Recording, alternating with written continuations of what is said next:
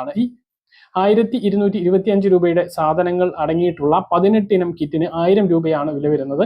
625 രൂപ വില വരുന്ന 10 ഇനം കിറ്റുകൾ 10 ഇനം അടങ്ങിയിട്ടുള്ള കിറ്റിന് 500 രൂപയാണ് വില വരുന്നത്. ഈ 2 കിറ്റിലും അരി ഉൾപ്പെടെയുള്ള സാധനങ്ങളുണ്ട്. പായസ കിറ്റ്, പഞ്ചസാര, വെളിച്ചെണ്ണ ഉൾപ്പെടെയുള്ള സാധനങ്ങളുണ്ട്. ഇനി ഇത് രണ്ടും വാങ്ങാൻ കഴിയാത്ത ആളുകൾക്ക് 225 രൂപക്ക് 305 രൂപ വില വരുന്ന സാധനങ്ങൾ അടങ്ങിയിട്ടുള്ള 9 ഇനം കിറ്റുമുണ്ട്.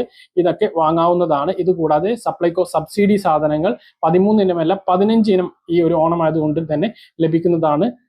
പായസക്കൂട്ട് ഉൾപ്പെടെയുള്ള സാധനങ്ങൾ ഇതൊക്കെയാണ് ഈ ഒരു മാസം നീലാവെള്ള റേഷൻ കാർഡ് ഉള്ളവർക്ക് ലഭിക്കുന്നത്.